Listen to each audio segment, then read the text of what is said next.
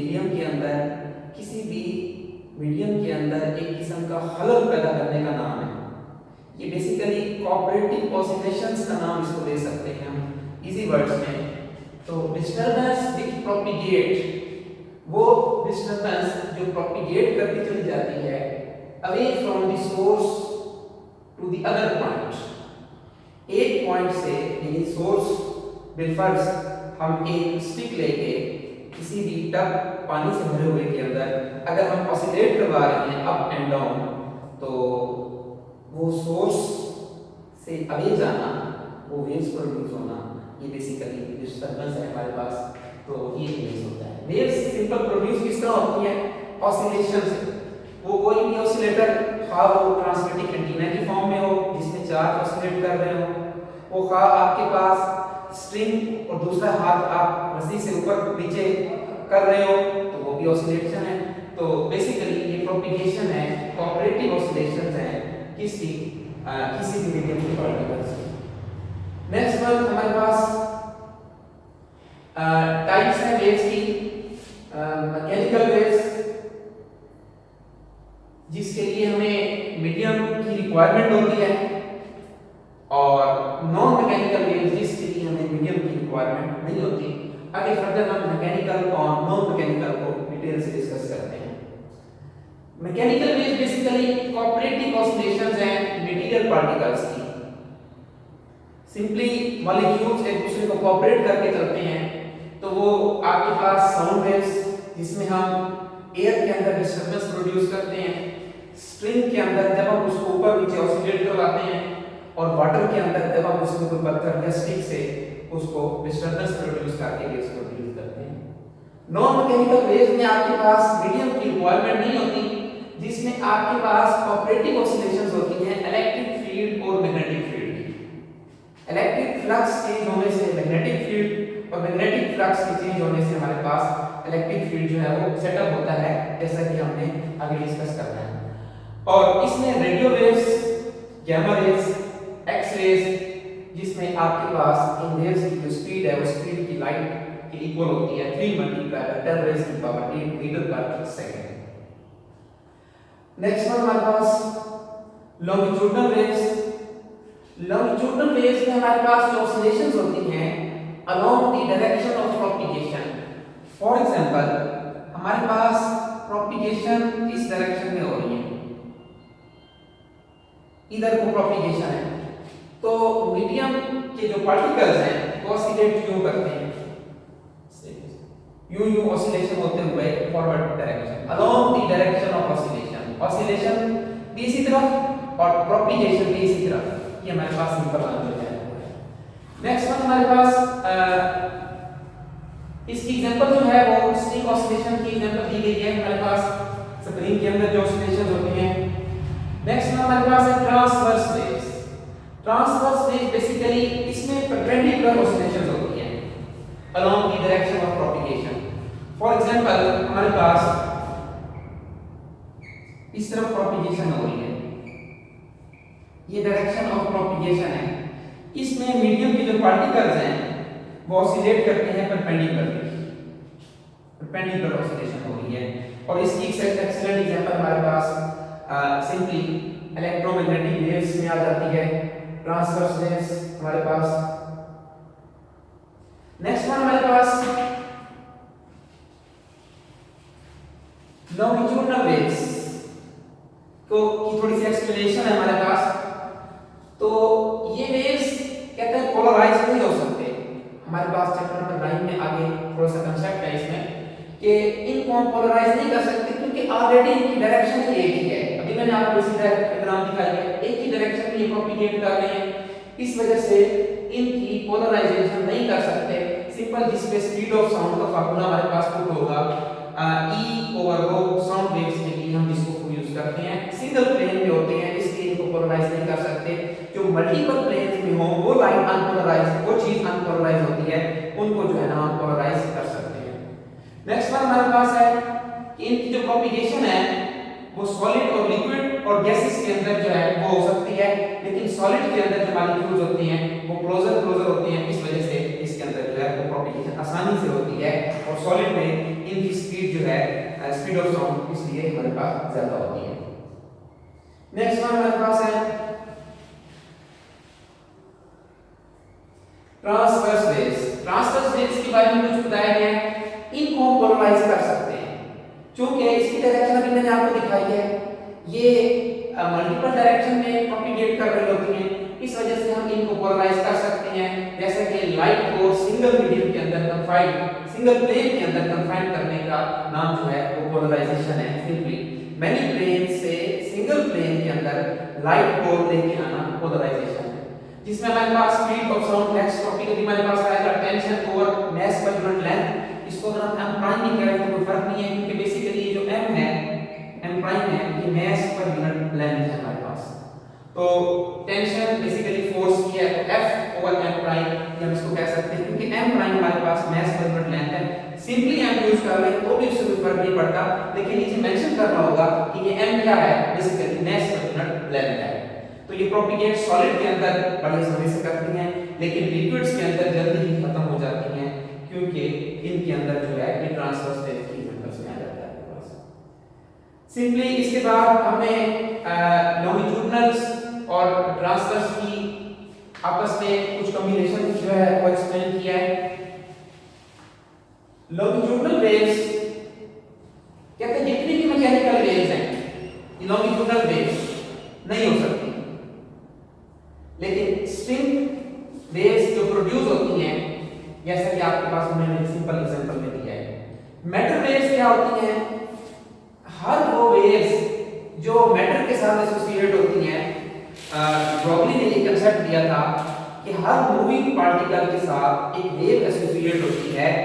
वो एक अलग बात है कि किसी की वेवलेंथ प्रोमिनेंट होती है, किसी की नहीं। ये भी ब्रोगली हाइपोथेसिस के मुताबिक p अगर हम पुट कर दें mv मोमेंटम की जो वैल्यू है, तो मोमेंटम का फार्मूला p mv के मुताबिक यहां से हमें ये पता चल रहा है कि लैम्डा यानी वेवलेंथ का मास के साथ इनवर्स रिलेशन है। जिसका मास कम होता है जस्ट एज इलेक्ट्रॉन, तो उनकी वेवलेंथ प्रोमिनेंट हो जाती है, वो ऑब्जर्वेबल हमारे पास हो जाती है, और जिनका मास ज्यादा होता है उनकी वेवलेंथ जो है वो प्रोमिनेंट नहीं होती, उनको इजीली हम ऑब्जर्व नहीं कर सकते। तो वेव जो एसोसिएट होती हैं हर मैटर के साथ, बेसिकली वेव जो है वो एसोसिएट होती हैं, और ये एनर्जी और मोमेंटम को इजीली ट्रांसफर कर सकती हैं विदाउट ट्रांसपोर्ट ऑफ मैटर। यानी अगर हम किसी टब पानी में स्टिक को ऑसिलेट करवाते हैं, तो पार्टिकल्स जो मीडियम के हैं ऊपर नीचे ऑसिलेट ही करते रहेंगे, लेकिन उसमें जो मौजूद उसके ऊपर कॉर्क है वो फॉरवर्ड चला जाएगा, पार्टिकल्स जो है वो अपनी जगह ही ऑसिलेट करते रहेंगे।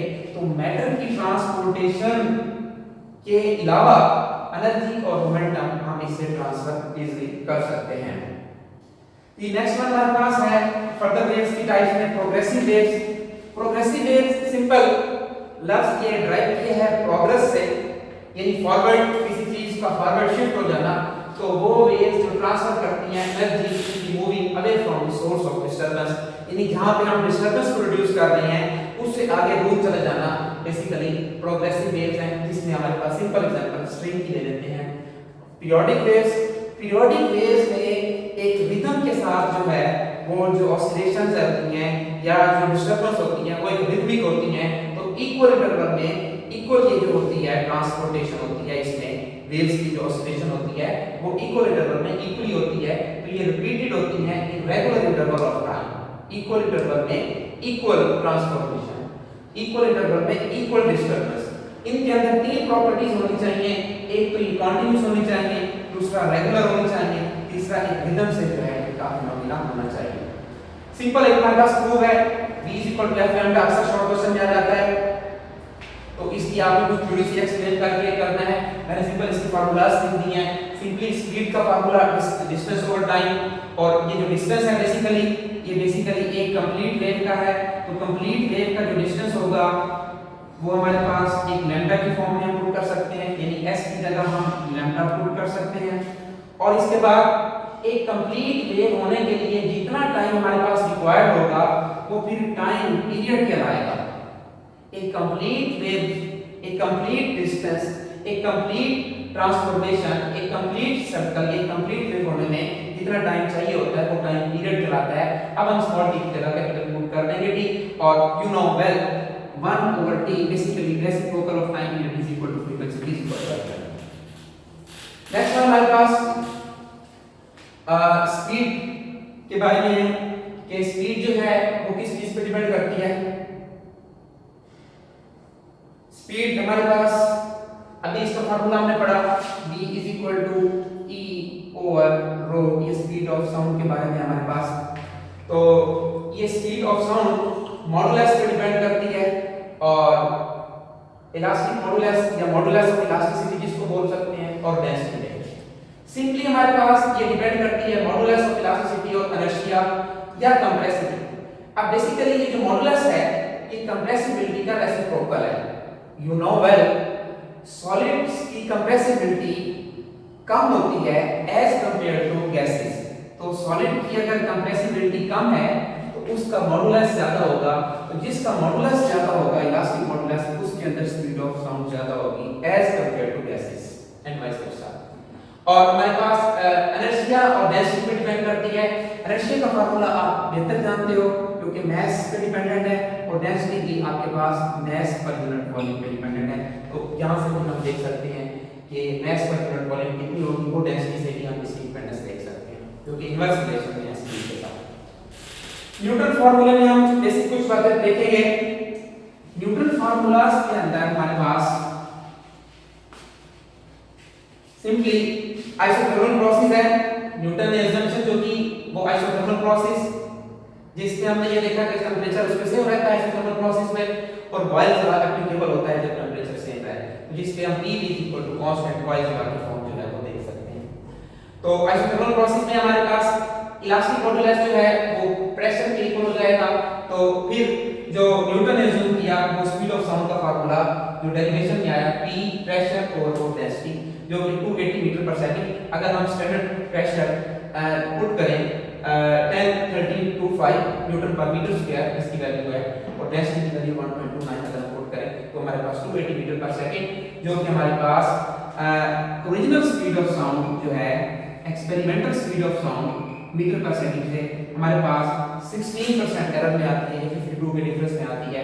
तो इसका जो फॉल्ट था वो टेंपरेचर का फॉल्ट था, इसने टेंपरेचर को कांस्टेंट एज्यूम किया। इस करेक्शन पे इसको पे करेक्शन फैक्टर जो अप्लाई किया वो लैप्लास ने किया। तो सिंपली लैप्लास ने क्या कहा कि ये एक एडियाबैटिक प्रोसेस है, इस पे टेंपरेचर चेंज हो सकता है, और p e की power gamma is equal to constant एक नई फॉर्म उसने बताई हमारे पास, और इसमें हमारे पास इलास्टिक मॉडुलस जो है वो गामा p की इक्वल प्रूव होता है जब हम इसको कैलकुलेशन में लेके आते हैं। और जब हम इलास्टिक मॉडुलस की जगह पुट करते हैं गामा p, और गामा जो है हमारे पास basically molar specificity at constant pressure और molar specificity at constant volume है, जिसकी वैल्यू जब हम पुट करते हैं डायटोमिक गैस के लिए तो हमारे पास 333 मीटर पर सेकंड ऑलमोस्ट इक्वल आती है। तो जस्ट 0.1% एरर के साथ या 1 के डिफरेंस के साथ, जो कि एग्जैक्ट है क्योंकि इसने टेंपरेचर को कांस्टेंट जो है ना वो चेंज किया। इसने चेंज जो है ऑब्जर्व किया कि जब हम कंप्रेस करते हैं, जब आइसोथर्मल कंप्रेशन होती है तो कंप्रेशन के दौरान जो है वो टेंपरेचर बढ़ जाता है, और जब रेयरफेक्शन होती है तो टेंपरेचर जो है वो कम हो जाता है। इसने लैप्लास ने कहा कि टेंपरेचर बेसिकली चेंज होता है। नेक्स्ट वन हमारे पास है डेंसिटी का इफेक्ट। सिंपली हमारे पास डेंसिटी स्पीड ऑफ साउंड पे क्या इफेक्ट होता है, यही फार्मूला हमारे पास चलेगा g is equal to e over rho. यहां से मॉडुलस इलास्टिसिटी कांस्टेंट देखें तो स्पीड का इनवर्स रिलेशन है square of root of density के साथ। तो डेंसिटी बेसिकली बढ़ाने से हमारे पास स्पीड ऑफ साउंड जो है वो कम होती है, यानी इनवर्स रिलेशन का मतलब है अगर डेंसिटी कम मीडियम होगा तो स्पीड ऑफ साउंड ज्यादा होगी, स्पीड ऑफ साउंड इंक्रीज होगी डेंसर मीडियम के लिए। जैसा कि सॉलिड के लिए हम देख रहे हैं डेंसिटी ज्यादा होने की वजह से उसके अंदर स्पीड ऑफ साउंड जो है डेंसिटी ज्यादा होने की वजह से speed of sound come. Sorry inverse relation है डेंसिटी, बेसिकली हमारे पास ये देखेंगे कि डेंसिटी का इनवर्स रिलेशन में आएगा। टेंपरेचर का इफेक्ट देखेंगे अगर हम तो ये हमारे पास फार्मूला ड्राइव होता है Vt और V naught is equal to T over T naught, और स्पीड ऑफ साउंड का डायरेक्ट रिलेशन आता है यहाँ टेंपरेचर के साथ, और फाइनल फार्मूला हमारे पास Vt is equal to V naught 0.61 T। यहाँ पर एक important MCQ, for 1 degree Celsius temperature increase करने से स्पीड स्पीड ऑफ साउंड जो है हमारे पास 0.61 टाइम जो है वो इंक्रीज हो जाती है। 2 डिग्री सेल्सियस कर लें तो हमारे पास 1.22। तो इसी तरह हम टेम्परेचर की वैल्यू पुट करते जाएं और स्पीड ऑफ साउंड का पता चला जाएगा कि ओरिजिनल स्पीड ऑफ साउंड से कितने टाइम जो है वो स्पीड ऑफ साउंड इंक्रीज होती है। Next one humidity. ह्यूमिडिटी हमारे पास इंक्रीज होने से मॉइस्ट एयर के अंदर स्पीड ऑफ साउंड जो है वो लार्ज होती है। लास्ट हमारे पास नेक्स्ट वन है सुपरपोजिशन प्रिंसिपल, कि जब पार्टिकल साइमल्टेनियसली एक्ट ऑन हो रहे हो और उसमें नंबर ऑफ वेव्स आपस में हो, उनका जो इक्वल होता है सम, वो हमारे पास उनकी रिजल्टेंट डिस्प्लेसमेंट अलजेब्रिक सम के इक्वल होता है। इस पे हमने 3 फिनोमेना देखे हैं सुपरपोजिशन प्रिंसिपल पे। वो हमारे पास है बीट्स, इंटरफेरेंस, बीट्स और स्टेशनरी वेव्स। इंटरफेरेंस में हमने जो मेजर बात याद रखनी है, सेम फ्रीक्वेंसी और सेम डायरेक्शन में ट्रैवलिंग होती है। बीट्स के अंदर स्लाइट डिफरेंस आ जाता है फ्रीक्वेंसी के अंदर, लेकिन जो डायरेक्शन है वो सेम ही रहती है, इसलिए ये स्पेशल फिनोमेना है इंटरफेरेंस का बीट्स। इसमें इक्वल फ्रीक्वेंसी होती है लेकिन डायरेक्शन जो है वो अपोजिट ट्रैवलिंग में होती है वेव्स। और हमारे पास इसकी एग्जांपल, इसके नेक्स्ट में हमारे पास जो मेजर कंडीशंस होती हैं इंटरफेरेंस की, वो 2 कंडीशंस होती हैं। वो हमारे पास path difference integral multiple of wavelength होता है, एंड हमारे पास इंटीजर्स हैं। और ऑड में अगर हम देखें नेक्स्ट सेकंड कंडीशन हमारे पास odd integral multiple of half wavelength lambda by 2 हमारे पास आ जाता है। अच्छा, इसकी सिंपल टाइप एग्जांपल में हम म्यूजिकल इंस्ट्रूमेंट्स में इसमें फार्मूला हमने याद करना है जो कि ड्राइव किया हमने 2L/n। इसमें हमारे पास मल्टीपल एमसीक्यूज, हमारे पास ये 3 जो है ना, उनमें से 2 अननोन, 2 वैल्यूज देके हमारे पास तीसरा एमसीक्यू कैलकुलेट कर सकता है लेंथ या नंबर ऑफ लूप्स या वेवलेंथ के बारे में। लास्ट में रिलेशन हमने ये फाइंड किया था F=N/F1, और फिर फंडामेंटल फ्रीक्वेंसी का फार्मूला जो हमने ड्राइव किया था F1=1/2L/F/n। ये F बेसिकली टेंशन की फोर्स है स्ट्रिंग के अंदर और M मास पर यूनिट लेंथ है हमारे पास। नेक्स्ट हमारे पास एयर कॉलम के लिए ये जो वेव्स का सेटअप है इंटरफेरेंस के बाद, वो एयर कॉलम्स के अंदर स्टेशनरी वेव्स में कि एयर कॉलम्स के अंदर किस तरह होता है। एयर कॉलम्स हमारे पास 2 पाइप्स होते हैं, या तो बोथ एंड से ओपन हो सिंपल पाइप, या हमारे पास एक एंड से जो है वो क्लोज हो। ये हमारे पास बोथ एंड से ओपन है और ये एक एंड से क्लोज के लिए फार्मूला हमारे पास ये फार्मूला बनाया है। इसमें हमारे पास सिंपल वेवलेंथ का रिलेशन है 2L/n, जैसा कि स्ट्रिंग वेव्स के लिए था, और इसका फार्मूला फ्रीक्वेंसी का भी N/2L same as it is जैसे स्ट्रिंग वेव्स का था। जब केस में हमारे पास λ=4L/n, ये पाइप जो एक एंड से ओपन हो, या इसको हम भी कह सकते हैं एक एंड से क्लोज हो, और फ्रीक्वेंसी का फार्मूला यहां पे N/4L, और यहां पे जो हमारे पास n है वो इसमें और इस मेजर फर्क यही है कि इसमें जो नंबर ऑफ लूप्स 1 3 5 जो है ये ऑड इंटीजर्स होते हैं, इसमें इवन जो है वो नंबर्स नहीं आते। तो इसलिए हम कह सकते हैं इसमें तो सारे लूप्स जो है प्रोड्यूस हो जाते हैं, लेकिन इसमें इवन ऑड 1 3 5 ऑड इसमें अवेलेबल है, इवन मिसिंग है, जिसकी वजह से हम कहते हैं कि जो पाइप क्लोज है वन एंड से, ये पुअर है as compared to pipe open at both end. या हम कह सकते हैं ये जो पाइप ओपन है बोथ एंड से, ये रिचर है हार्मोनिक्स के अंदर, ये ज्यादा हार्मोनिक्स प्रोड्यूस करता है as compared to pipe open at one end और क्लोज एट वन एंड। ये बात बड़ी इंपॉर्टेंट है, आपने लिखनी है कि रिचर इन हार्मोनिक्स जो पाइप ओपन बोथ एंड से as compared to open at one end close at. Last topic हमारे पास डॉपलर इफेक्ट। बेसिकली इसमें फ्रीक्वेंसी की चेंजिंग होती है जाहिरी तौर पे जब सोर्स या ऑब्जर्वर दोनों एक दूसरे के लिहाज से मूव करते हैं। इसमें रिलेटिव का कंसेप्ट आपने खास तौर पे देखना है कि जब सेम डायरेक्शन में ट्रैवलिंग हो रही होगी तो आपने फ्रीक्वेंसी का रिलेशन इसमें स्पीड का कितना बनाना है। सपोज हमारे पास v जो है स्पीड ऑफ साउंड है, u बेसिकली नॉट ऑब्जर्वर की स्पीड है, और u एस हम सोर्स की स्पीड करेंगे। अगर ऑब्जर्वर सोर्स ऑफ साउंड की तरफ आ रहा है तो हमारे पास simply v plus u naught, ये ऑब्जर्वर अगर हमारे पास आ रहा है तो हमारे पास स्पीड ऑफ साउंड का रिलेशन बनेगा। अगर ऑब्जर्वर आगे जा रहा है तो हमारे पास v माइनस u नॉट एक दूसरे से दूर जा रहे हैं तो हमारे पास क्या रिलेशन बनेगा। ऑब्जर्वर सपोज अवे जा रहा है और सोर्स जो है वो रेस्ट में है, तो अवे जाने से हमारे पास स्पीड ऑफ साउंड का क्या रिलेशन, फ्रीक्वेंसी का क्या रिलेशन बनेगा, इसमें फ्रीक्वेंसी डिक्रीज होगी। और लास्ट 2 केसेस हमारे पास ऑब्जर्वर रेस्ट में है और सोर्स मूव कर रहा है।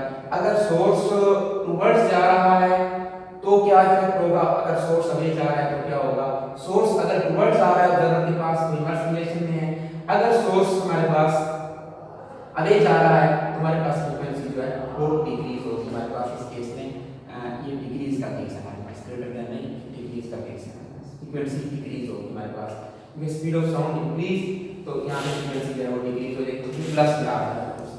तो रेडार इसके एप्लीकेशंस है कुछ डॉपलर इफेक्ट की, और इसमें सबसे फर्स्ट वन जो है वो रेडार रेडियो वेव्स, और जिसमें हम एरोप्लेन की डायरेक्शन और उसकी मौजूदगी का पता चला सकते हैं कि वो टुवर्ड्स सोर्स आ रहा है या अवे जा रहा है, जिसमें हम रेडियो वेव्स यूज करते हैं।